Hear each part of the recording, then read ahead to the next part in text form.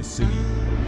What's going on, St. Louis City fans? Welcome back to Soul of the City, brought to you by First Touch Media.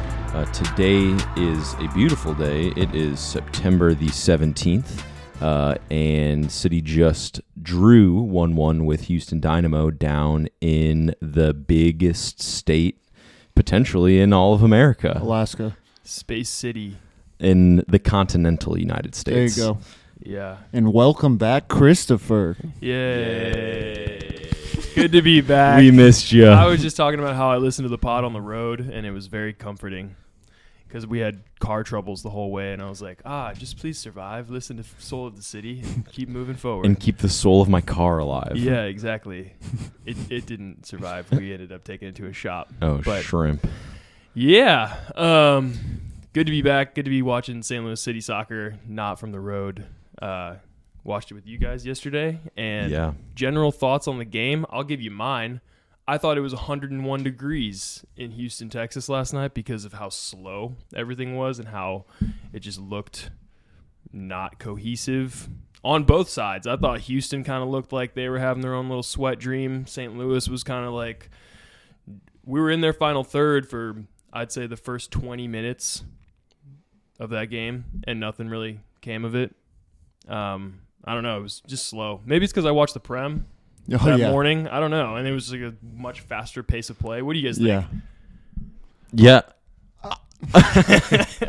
No, I agree. Yeah, it did seem like everything was kind of slow as molasses in that it kind of reminded me of the Austin game when it was actually, 100 degrees in St. Louis and but the chances were coming constantly because everyone seemed like the heat was just taken out of them, but it wasn't the case. It was like 75 degrees, beautiful weather.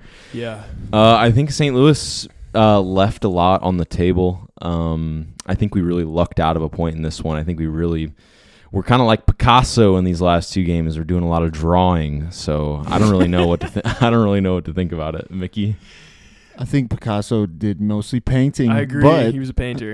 Wait, what's the difference between painting and drawing? You are actually what it. Does that one's mean? With paint and one's with crayons? A pencil, crayons, anything that's not, paint. Right. Shit, my anyway, bad. I think that it looked like our team was thinking about Wednesday the whole time. I think they had their sights set on LAFC. It kind of looked like the idea was to do what we can and try to get what we can out of it, but not necessarily go all out because we do have a huge must-win coming up on Wednesday at home. And I think that, to me, at least it looked like we didn't expel too much energy. We obviously should have had more energy if we wanted to win. I think that the last two games, even though most of us aren't very happy with it, I'd say based on our form away, I'm happy with 2 points away. Yeah. Could have been none. And, yeah. Should have been 3 points from 3 games if you go back and look at Kansas City. So, yeah, I agree with you. After some pretty poor away form, getting 2 draws is better than nothing for sure. And I'm hoping that us not having a hugely physical and fast-paced game will let the main guys be fully rested on Wednesday. And, yeah, I'll always take a point away from home, honestly, especially in that fashion. I'm cool with that. We kind of talked about it in the pre-match for this game that we were like, Carnell, this is the game where we rotate the players. Did you guys feel like there was – obviously the lineup changed. We brought in Nervinsky on the right, and then we brought in Celio on the right mid as well. Yeah. I feel like that's a good amount of rotation. Me too. Yeah, and it sets us up well for a very strong lineup in St. Louis on Wednesday. Agreed. You'll see, I don't know, Stroud did come off in the 60th, which makes me think he's going to get his start. He's definitely gonna. And I almost can't He's stand a perma lock. He really is. I'll be interested to see Blom if he starts on Wednesday, because I felt like that was one of his weaker games of the whole season. He picked up a yellow card. He kind of he had some moments for sure. It's not all negative, but definitely just not prime. As sharp, Not the high intensity that we're used to from him, for sure. Yeah. So I feel like he's been a little bit different lately, but hopefully we see a possessed man on Wednesday. Yeah. Or, I mean, truthfully, there was kind of talk on Twitter about how Indy fits back into the equation. And if we don't see Blom, I feel like the next man up kind of there is going to be Indy. While it's probably going to be a little more of an offensive look and may leave us strung out from time to time, I think it would be the next best thing if Blom isn't to play against LAFC. Got to score early. Yep. Yeah. Big time. I really felt like St. Louis was going to do it. Like, we were knocking on the door with a few big chances at the beginning of this game. I guess we can hop into it. 10 minutes in, Stroud is doing step-overs. Ooh. Y'all remember that? Yeah, he added that to his bag. Shout out the boy, Scary J. Just got enough VC to get the step over in his bag. He bought that extra star. He was 1-star skill. He's 2-star skill. Can't wait to show this off. Hey, give this man a raise. He's only making $84K. I know accountants making better money than that. Yeah. And they aren't working half as hard as Scary Jerry. That man is number 1 in sprints in the MLS. Sprint distance in the MLS. That's the actual metric. We need an XS. That's what I think from now on. There's no more Scary J slander. We just say he runs hard, and we just leave it at that. Sprints. I agree. Yeah, and I'm here for it. Hard working attitude. We needed it yesterday. Yeah, Blue collar guy. Yeah, real St. Louis bootstrap type of guy. Yeah, absolutely. Yeah, Milo's bootstrap Stroud. Oh, man. There was another really nice moment in the 21st minute. Celio on the outside, on the right side, cooks Franco Escobar on the outside. And I saw him start to do it, and I was like, man, what are you doing? Like, there's no angle. Like, you're going to get thrown out of bounds, or you're not going to beat this man. He kept it inbounds and beat the man. Draws a foul. Escobar gets a yellow card. Sets us up for a pretty good opportunity that happens right after that. But I love to see that out of Celio. Yeah, whenever he's playing, I think he's got the green light to take people on. And he's like one of our only players that really does that successfully. I agree. There's many times, including last night, where he'll be dribbling, and I'm like, bro, give up the ball. Like, you're about to lose it. And he gets out of it. I don't know how. I don't either, honestly. It's that Brazilian flair. Something like that. From that foul, Leuven whipped in a ball, and it finds Tim Parker's head, and he was just a wrecking ball. He was just, like, coming through. I think it's because he was coming back to Houston where he had just played. And if I am not mistaken, I heard Jonah say that Tim Parker, some of his wages are getting paid by Houston Dynamo. Is that true, Jonah? Thanks, Houston. Anyway, after you watch the replay, I didn't catch this in the actual game, but whenever Tim Parker comes in all crazy on that chance to head the ball and it goes over the top, Klaus was standing directly behind Tim Parker, like unmarked, and he's like kind of just doing this for like a solid 30 seconds after the chance because he's like, damn, that would have been a goal had this big redheaded man not gotten in my way. It is what it is. I'm not going to be mad at Tim Parker for going for the ball. Yeah, no, and I thought he had a pretty exceptional game. This was like high MLS standard, like I agree, like anger ball, but like still pretty controlled in making tackles. We'll get to him. I mean, we can just talk about it right now. Late in the game, do you guys remember him throwing Aliyu out of bounds, and he gets a yellow for that? Yep. I did kind of like it. He had to. Yeah. That's a tactical foul. Yeah. I mean, if he gets past him. It's true. It's not like he's catching him. I thought that one was like a ball was like kind of trickling out of bounds, and Parker just kind of nudges him in the back before he gets there. Yeah, but. And then he goes to help him up right after. He was like, damn, I really did just throw you into the electronic advertisement screens on the sideline. He threw him pretty hard. Speaking of Tim Parker, 24th minute, Quinones goes down in the box on a soft challenge by Tim Parker. Oh, yeah, and I he was remember not even a penalty. challenge, really. I know, it was so ridiculous. I mean, Tim Parker does extend his arms, but Quinones definitely is running into him. Like, no penalty. No pen. Go to heck. Go to heck, idiot. Oh, man.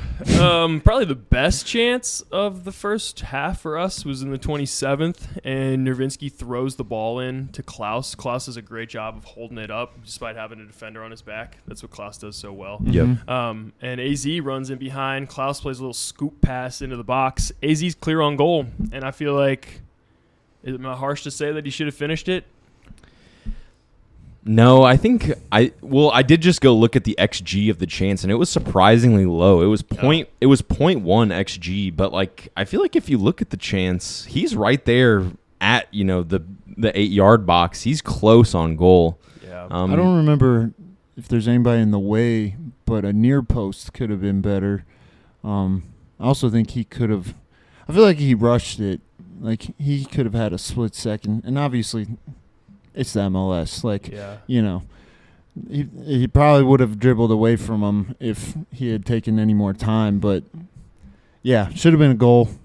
I felt like it should have been. He did have one defender like on his left that kind of rushed the whole shot, and that's like his one. Like, all right, you have kind of an excuse, but that was our best chance, honestly. Until the 41st minute, Houston turns into prime Barcelona, just cuts up our whole defense. Like, and if you watch it back, everybody's stagnant. Tim Parker kind of like gets back after the ball. He's trying to read it, yeah. Bossy chips the ball over Berkey to Baird. So, wow, that's a nice alliteration. Bossy over Berkey to Baird.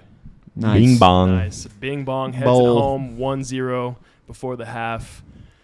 Yeah, it was a good goal. Yeah. And I think Houston do kind of show some glimpses of that throughout the game, but it doesn't really come to anything else much throughout the game, I don't think. And I think on this play in particular, we see Marcanic and Nielsen both kind of dedicate themselves outside, and it does leave that space in the middle to just run inside and do that quick give and go. When I was looking at it on Twitter, a lot of people were just like, does no defender in the MLS know what a give and go is? Because it seems to work 100% of the time. Effortlessly. Because, I think it was Nielsen just gets caught standing there. In the wise words of Lutz Pfannenstiel, we don't want to be ball watching. Yeah, definitely don't want to be ball watching. Yeah. For sure. Yeah. Or ball watchers. Well, I mean, that's true. We don't want our players to be ball watchers. Right. We want them to be ball getters, right? Yep. Yeah. Ball go-getters. Ball anticipators, maybe. Player anticipationers, maybe. And we want them to have high ball knowledge, too. Yep. Yeah. Yes. Something that happens in the MLS consistently that it's just like any defender just like doesn't comprehend is the fake shot. Oh, my gosh. It happened last night to Marcanic, whatever you say. Marcanic, yeah. Yeah. Dude, you just got cooked on like a fake shot that everybody could see was going to happen. It was like barely a fake shot. I know. It was like a half feint. Like, I don't know. It was pretty bad. I'm telling you, these other MLS clubs, once they face St. Louis, they're like, hey, just do like fake shots and they're going to bite every single time. I feel like I see it so often with St. Louis that we do like to jump in at the first glance that they're going to have to put something on goal. Doing that? Nielsen. Yeah. Nielsen's good about defend, or delay. Like I feel like who else I feel like is good at that is Kyle Hebert. Yeah, I feel like he does a pretty good job. Part, he's not. He's definitely not. I feel like a lot of our players misconstrue the idea of like gegenpress as jump instantly as soon as you think you can. Go straight for it. For the midfielder and the forward, that is kind of the philosophy for the gegenpress. But on defense, you gotta. You can't gegenpress in your own half outside the box. Like, you gotta contain. Like, you can't open up spaces. I thought that we were pretty good defensively this game. Ultimately, I don't have a ton to say besides like that one we just got chopped up. So somehow Nervinsky avoided being cooked by Quinones down that left hand side. How'd you feel about Nervinsky's performance? We had kind of a mixed bag in the room. I thought he had a pretty good he put in a good shift. Defensively sound. Yeah. Attacking. Still okay. Playing out of the back is an issue for him, but I thought defensively he was pretty good. I have the image of him like juggling the ball. Oh my god! In our corner about that. In our own third. Like he was about to flick it up to his head and head it back to Berkey and then remembered that he couldn't do it. I don't know. Like that's the only rationalization I have for that moment. What other reason is there to juggle the ball with pressure on in your own to his defense, he was kind of alone on the touchline, and it didn't seem like any Dynamo players were coming to him. But yeah, man, why are you flicking that up and doing like juggle moves in your own box? At least doing it around the world if you're going to do that. Cool. Oh, that would have been cool. Oh, man. And then outside footed into your own net. Banger. That's always been kind of a thing with Jake Nowitzki, though, is like very serviceable defensive player. You're not going to get a wing back. You're going to get a fullback. Yeah. That's what you're getting. You're going to get panic mode every time he has the ball. Yeah, a little bit. A little bit. Might be harsh, maybe. Maybe, yeah. We're down 1-0 though. Coming out of the half. Yeah, he did juggle, which is weird. Jake, let us know. Hit us up in the comments. Yeah. Talk to us on Instagram. We want to know what you're thinking. I like it. I don't. Never do that again. Personally, I like it. No, not everybody does. Okay. 49th minute. We're down. City had numbers coming forward on a counter, and Leuven gets the ball in the center of the pitch, and he drives up the middle. And you guys will remember this whenever I say he like chop shots it with his left foot. Oh yeah. And it like one of those like pinged balls. It's like that you'd play across field. You know what I mean? Right. Where Not it's like a lot of backspin. Mm-hmm. It didn't feel like a shot. Always rising. And plus, I feel like that moment, along with several other moments this game, made me see that we like that whole game. We had opportunities if we would just make the right pass quickly instead of like letting that opportunity go away or just make the wrong decision and try to force whatever. But he definitely should have passed it. I mean, he opened up because I don't know who it was. Probably Celio. Was pulling them away. Oh, Celio was to the left of him, wide open. I thought that's where you were going with that. Well, yeah, but he also like pulled the central defender away towards him, and a shot opened up. But yeah, should have got the ball to Celio like instantly. Or put your foot through the shot. I think what happened was he was caught in between. Yeah. He was like, do I shoot this or do I pass to Celio? And he like really he was caught in the middle. That seemed to be the theme of the night, was getting caught in between. Well, and you bring up passing, and I listened to the post-game press conference, and the one player who was on was Indy, actually, which I thought was surprising because he did only make a 10-minute appearance. But one of the questions that was asked of him was like, how do you feel overall about kind of like the passing that you guys do? And Indy made it clear that he felt like it's something that needs to be worked on within the team. That it's like we do, like the team does create a lot of great opportunities, but a lot of the buildup is missing. And it seems like that's what he was getting at, is that the passing does need to improve. I sometimes feel like when I watch St. Louis City that if it's not Leuven with the ball in the midfield, I'm not going to see a line splitting forward pass. Like we always like Scary Jerry is always the scapegoat, and he probably shouldn't be, because it's not just him that just like plays the side pass or like sends it back. Like I want to see some line splitting passes. I get it. Like you're tired from the press, so you want to give your team some time to work it around the back with the fullbacks. I'm not talking about that. I'm talking about like the midfielders when we're trying to push up the field. We're just not. I don't feel like we're aggressive enough. The chem has just been lacking, it looks like. Yeah. Especially last night. Well, and I felt like earlier on in the season, and Indy says this in the post-game press conference as well, that there are moments where there's like some good link-up play where we've seen it and it looks phenomenal between Gio, Klaus, Leuven, Indy.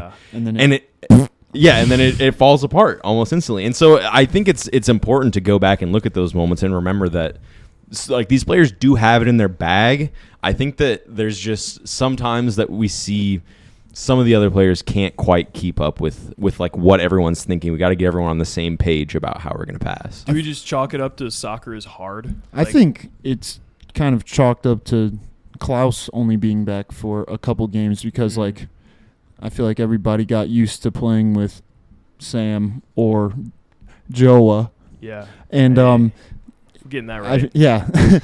But I feel like with Klaus, the chem doesn't seem to be there again yet because like he's got more flair and like he makes passes happen that like I feel like our players just aren't expecting are harder them to anticipate. Yeah, for sure. And like they would be great passes if our players were able to anticipate them and make the run, but instead it's just getting passed to the other team. I feel like it's going to take a little bit longer for him to gel, and that's why I really want to see Joa start against LAFC, even if it is both of them. I think both of them have instant green link chem, and that will help unlock Klaus a little more, and it did last night, instantly.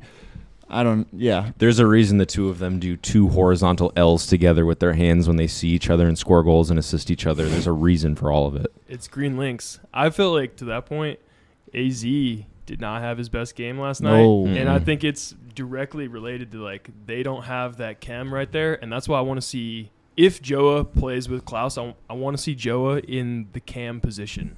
We haven't seen it. I feel like we've called for it often. Do you feel like he's good enough ball distributor to be the 10? I think so. Yeah. 10, false 9. False 9. I get the question. And that's another thing is man, I'm ready for us to stick to a lineup and start really trying to refine how everyone plays a role on the field as we approach the playoffs. But we're still doing a lot of mixing it up with the lineup. I feel like, and that brings us perfectly into this next point. It's because situationally in a game you do have to switch it up. In this case, we're down 1-0 before the half. So you come out. I was kind of surprised we didn't have any subs at half. I don't think Carnell likes doing that ever.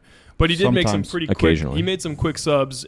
60th minute, we had Thornton on for AZ, Joa on for Stroud. You never see Stroud get subbed off that early. Yeah, it's true. I was impressed, even though it was a disappointing result. I was impressed with Carnell. Seems more willing to switch it up, even mid game.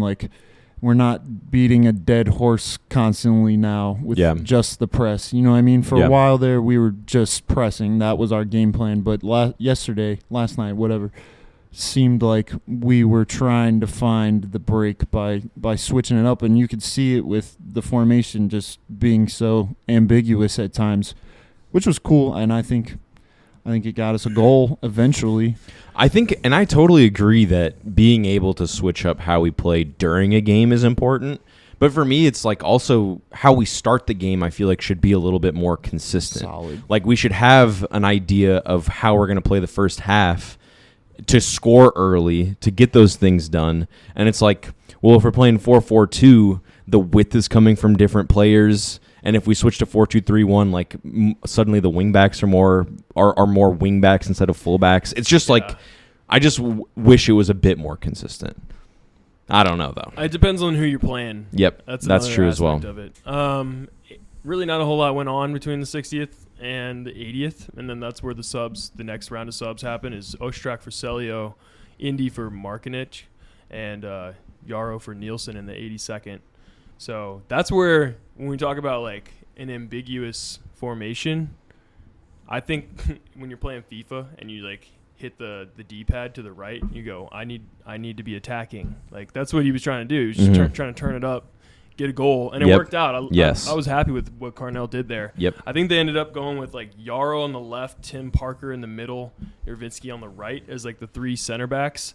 And then it seemed, this is where it gets a little bit hazy. I'm sure Twitter and whoever listens to this podcast, YouTube, I would love to hear your thoughts on what you thought the formation was. But I think Vasilev was playing a left wing-back position and Ostrak was playing a right wing-back position / midfield, right?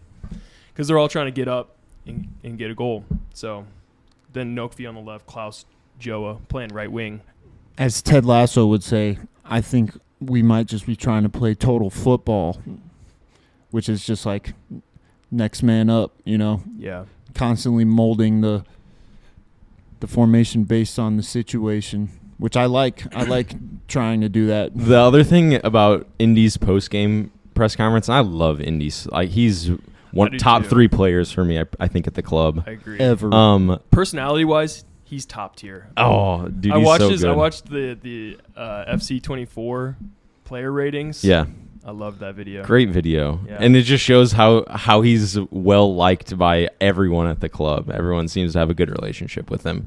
But what I was going to say is that somebody asked him, I think it was Tom Timmerman, was you're kind of like the Swiss Army knife for Carnell. He kind of just puts you in and wherever he needs you. And Tom was like, do you feel like you're a left back? And Vasilev said, no, I'm going to leave it at that. And that was it. He moved on from that question. Hey, good for him, man. Like, you don't want players disgruntled playing out of position. Yeah. That's like, I think you guys talked about that on Arch Rivals, how Isak was playing on the left wing and wanted to play up the middle, all that. Like, it's true. If Indy wants to get up, like, that's where he's happiest. I think that's where he's doing his best. We definitely need him to be more of an 8.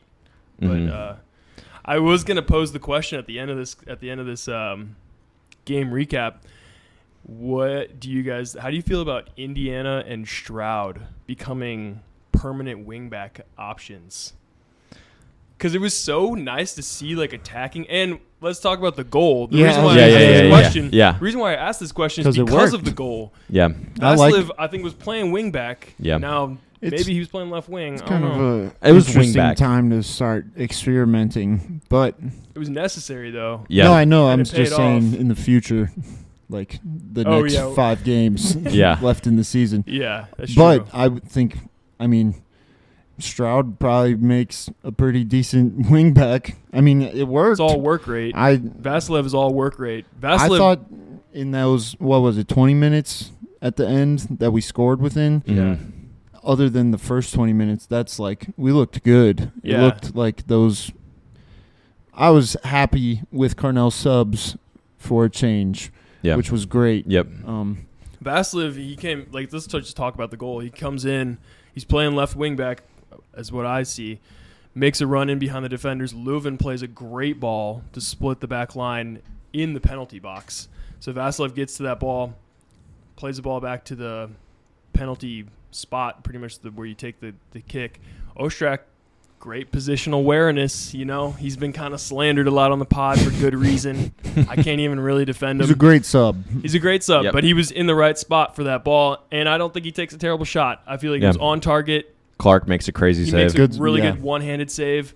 And then kudos to the big man himself, Klaus, for putting himself in a good, dangerous position that only a striker really has like an intuition for. He heads it home. Smell it. He could smell it. Man, that goal was so needed. Yeah. And also so deserved, too. I feel like City deserved a goal. That goal touched every single St. Louis City player except for Berkey. Nice.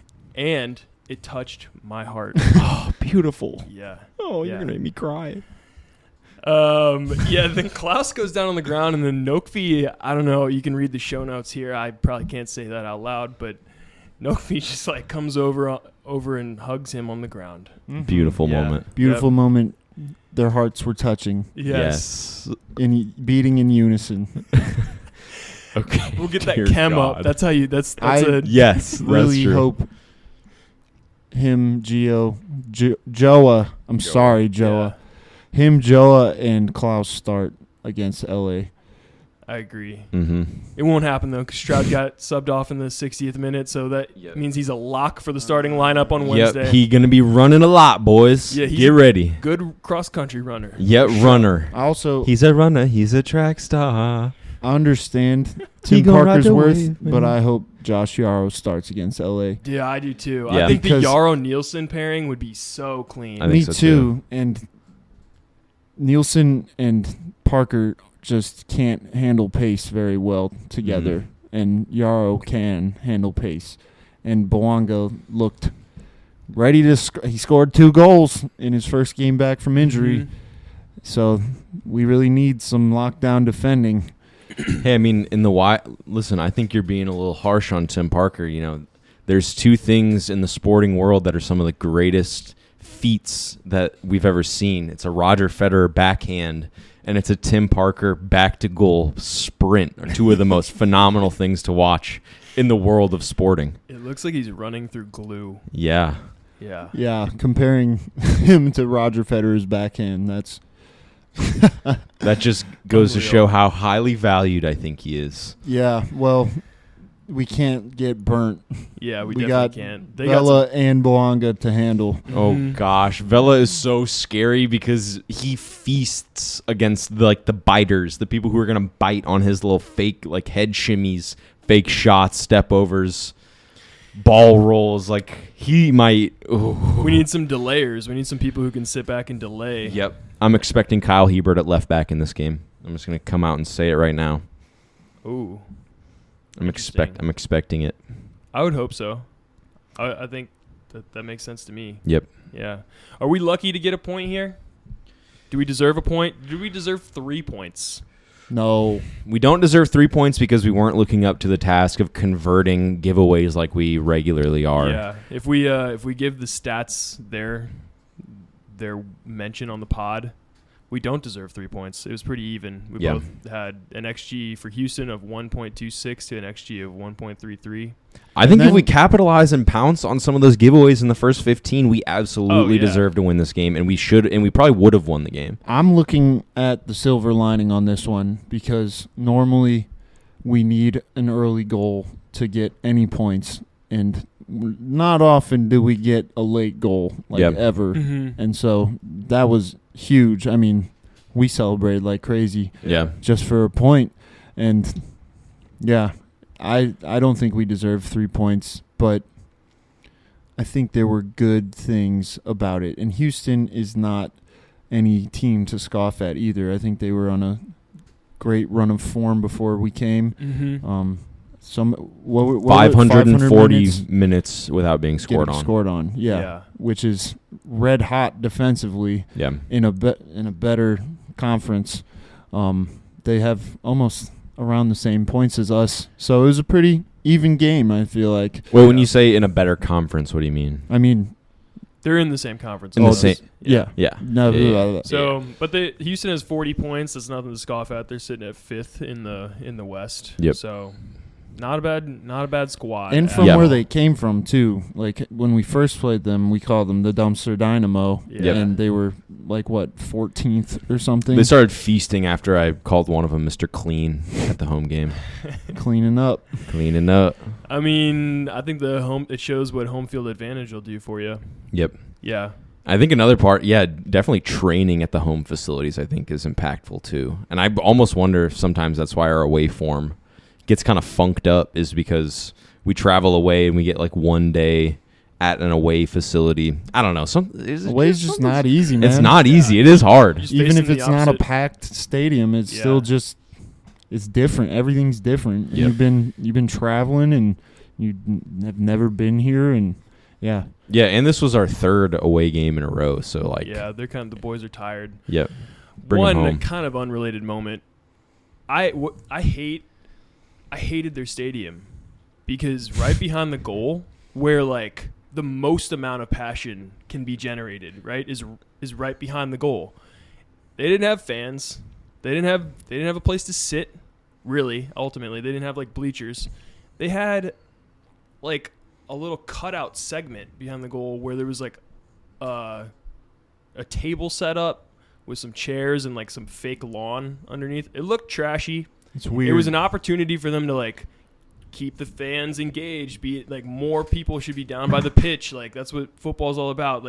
And instead they were you know what? This is such a good spot. We're just gonna try to milk it for more money and sell some crazy tickets. And I hated it. That's what happens when big oil sponsors your stadium. Shell. Yep. Yeah. Yep. Go to hell. Shell. Don't forget about when... I know the City fan isn't talking about oil right now. We're all City fans. Manchester City fan. Unrelated. I'll climb over this table. What happened with their big oil? Okay. Listen, man. Back to St. Louis City. The Etihad doesn't have an empty spot. Okay, never mind. Unrelated. The empty had. Come on, bro. It's 2020. Okay, this is not arch rivals. Correct. Knock it off. Who did you feel had a good game? Who stood out in a positive way for you guys? Joa. He always stands out. I feel like he came on and things opened up. I wish he would start with Klaus. I would say Tim Parker for me. I thought he had a really solid defensive evening. Yeah. If not Joa, I feel like Celio had a good night. I feel like he'd do better on a team that doesn't expect pressing and high defensive work rate out of him.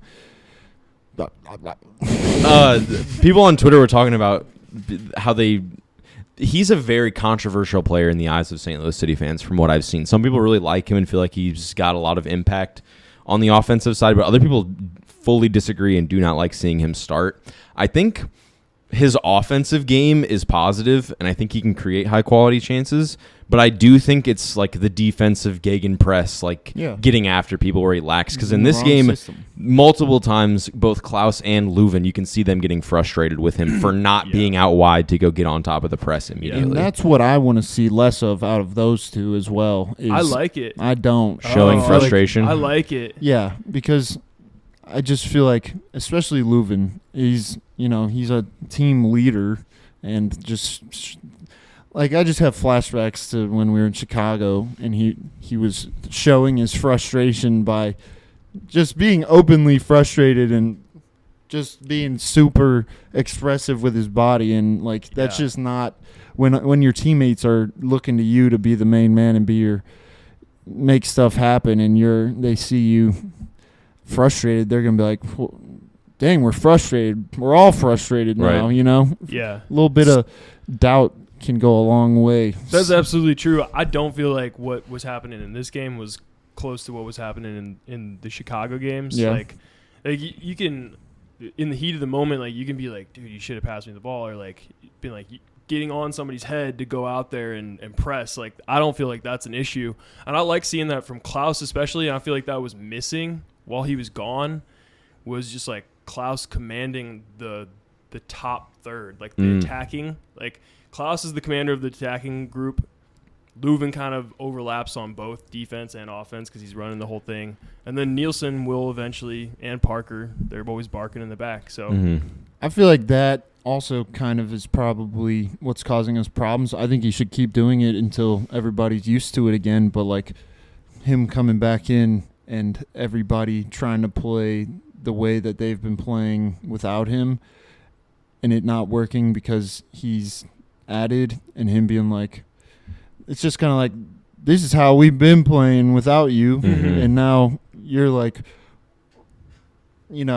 he is trying to maestro the whole thing. And it's stop getting mad at us. We just don't. We're not back in the swing of things. Yeah. And that'll go away. Hopefully, obviously. The Chem will raise. I'm going to give Klaus my man of the match because, he got the goal. Yeah. And I thought his work rate is, unprecedented. He really does run for everything, and he presses so well in the middle of the field.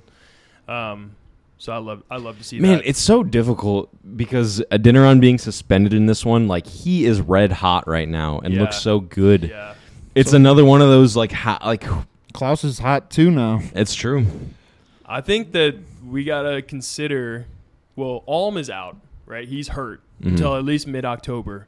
So I think you can consider Sam for that right wing position, and he's got that silky left foot, and he's got that pace. EA, I cannot believe that they gave him a 56 in pace. Yeah. EA Sports, get your shit together. You're fucking dumb.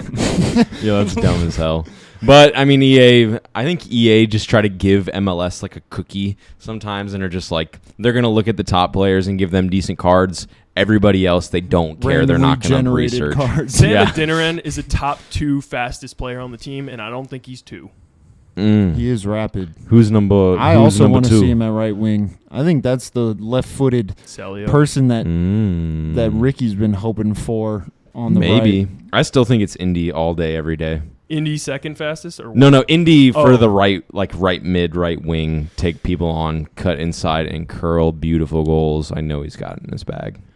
Indy's so versatile, though. I want more than anything to see Joa, Klaus, and Adeniran play together. It'd be cool. Especially because Joa, God damn it. It's so hard. Joa can come back and be the false 9 and kind of orchestrate a top 2, and they're just both big. I just want to see us beat up on these LAFC. They looked really good last night. Yeah. They were playing the Galaxy though, which we tied. I know. We but tied we were them. under also unlucky game. Galaxy is this season. They are 13th. Yeah. Like we got extremely unlucky. It's also a rivalry. We are 19 points clear of them. Yeah. Yeah, we did get really unlucky. Yeah. Agreed. And plus, LAFC was at home. Yep. And it's a rivalry, and LAFC's stadium is popping the entire do bring game. it. I feel like St. Louis brings it on an equal level, but that's honestly a compliment to LAFC. Yep. Just by saying that. Equal level, but LAFC has a bigger there's more people in there. But do they have as much heart? Yes. Yeah. They're more Yes. it's like Latinos versus whites, truthfully. Whoa. Between Galaxy and between LAFC and St. Louis. Oh. I don't know if I can agree with that statement. I mean, I know we have STL Santos, we have some Spanish, but like LAFC is like Latino pride, like that's like majority of their supporter section, and it is jumping the entire time. It is. I watch their highlights, and they don't have any toasted ravioli chants. Yeah, that one chant where they're like da da da da da da da da da da da LAFC. That one goes hard. I like that one. Sorry about that. Let's bring that. Don't apologize. I know the people at home liked that. It sounded good in your headphones right now. I know it. Oh, man. Well, LAFC, they sit 6 points behind City, and we're going to face them on – both our teams are on short rest because they played yesterday. We played yesterday. And we play them at 7:30 on Wednesday in City Park. So I'm hoping that place is jumping. Mm-hmm. While they did just beat LA Galaxy, their past 3 games, they lost their last 3 matches before that. Mm-hmm. So they lost to Charlotte, Miami, and Portland. Yep. Yeah. Which, I mean, it's just not good form. So. Mm-hmm. We're going to feast. Do you guys have score predictions? I have a score prediction. I'm going to say 3-2 St. Louis City. Ooh, that's a good one. I'm going to say 1-1 draw at home. Never that. Yuck. Never that. It's happening. You said Chelsea was going to win, too. Yeah. 1-1 at home. Yeah. 2 high-scoring teams, 2 of the highest-scoring teams in the league. I don't know. They also don't give up a whole lot of goals. They gave up 2 against L.A. It's a rivalry game. Nothing counts there. No stats count. Let's see what they have. I'm feeling like we're gonna have a little bit of deja vu. If I do remember correctly, it was 3-0 last time. No, I'm not talking about them. Oh, absolutely not that game. I'm talking about there was a little bit of wavery moments right before we played Cincy at home. We weren't having the best form. It looked like it could have been bad, and then we came out and absolutely skunked them. Mm-hmm. I think we're gonna win. I like the 3-1 shout. You said 3-2. Yeah. I think we'll unload. I think it'll be 4-2. 4-2. Okay. Dang. I'm here for it. Because I think we're gonna see our full-on firepower, yes, of Joa, Klaus. That's what makes me happy about seeing Nervinsky and Celio in this game. Yeah, is like that's like rotation, and we're gonna be ready for full strength. I think it should be. I honestly think it'd be a good idea to keep Sam on the bench, to have him as a super sub, to come on and bring on that pace and power and switch it up. But I think Joa has to start. Klaus has to start. You think Nokvi? I think Nokvi will start. I think Stroud starts over Nokvi. God damn it, dude! It's just kind of a lock. Maybe Nokvi's better off the bench too, because I swear sometimes I'm like, this dude's got nothing in his bag. Like sometimes he just runs around and does nothing, and then he contributes to a goal. Yeah, I think last night I was like, this dude. He's like Bambi, dude. Dribbling with his head down. He does kind of look like a deer when he runs. Yeah, he does dribble with his head down and just doesn't pass it sometimes. What's the famous Taylor Twellman quote about Joao Klaus looks like he's a deer getting out of a car. Oh, man. Only a special brain can come up with something like that. Yeah. I'm going to justify my 1-1 draw. If you remember the last game, that was like a back-and-forth match, and it was 0-0 for a majority of that game. Los Angeles, they only concede like 1.2 per match, and then the goals that they create per match is about 1.6. St. Louis is sitting at like 1.93 for games or for goals that we create in a game. And I mean, I just hate your prediction because it doesn't have St. Louis winning. And also, that was a completely different game. We were away. It wasn't our best lineup. True. It was literally our second team. True. And we did hold them 0-0. The for majority, 75 minutes or something. Yeah. I'm thinking we're going to score early. I think Klaus is going to score the first goal, and the stadium is going to be absolutely electric. Well, obviously it's going to be electric the whole time, but once Klaus scores our first goal, it's going to explode. Yep. Like, you're going to hear tremors. I'm hoping I get into this game, but it's so difficult being media sometimes because you have to be reserved. You can't show fansmanship up in the press box. Who says? It's a rule. Yeah, you're just supposed to. It's written up there. Yeah. You're there to work. That's so dumb. If I make it to the game as media, it's going to be if we beat LAFC, it's going to be so difficult for me to control my emotions because that's going to be huge. Well, I'm sure that you will exemplify professionalism like the rest of the First Touch media team always does. Just leave and go to the supporter section. Yeah, we're we're only like unprofessional like on Twitter and on the podcast sometimes. Like everywhere but catch us IRL and I'm sure people will be impressed. Yeah. I mean, kind of on the topic of last game and how we didn't start our strongest lineup, Klaus, Leuven, Nielsen, and Berkey all played 90 minutes last game. Mm-hmm. It wasn't a very intense game. Klaus, I think, put in a very, very intense shift. I think Leuven put in a pretty intense shift just because he's playing the 8. I always do. Both of them are capable. I actually lied. Sorry, fans. Nielsen went out in the 82nd minute. So that's still a good amount of minutes. But I expect him to start. If Carnell fucks around and doesn't put out our strongest lineup again versus LAFC, and now we're at home. Yeah. I mean, after the last time, and then after the Seattle game, and after the KC game, it's we won't even talk. He's gonna start the starters. Yeah. He has to.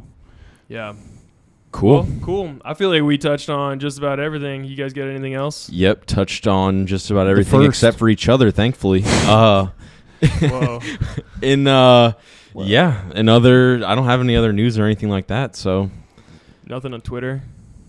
What's Tom Timmer up to? There's always what's our father up to? There's always stuff going on. I'm trying to remember if there was anything that we already talked about just about gosh darn everything. I think we're in the clear, and we're gonna get ready for LAFC on Wednesday. Cool. Hope to see you there on Wednesday. Hope we bring home a dub. Hopefully my prediction's wrong. Honestly, I've been losing a lot of money gambling on sports, so probably will be wrong. Yep. Great prediction by Chris, listen to these actually. 2 cats and take it home.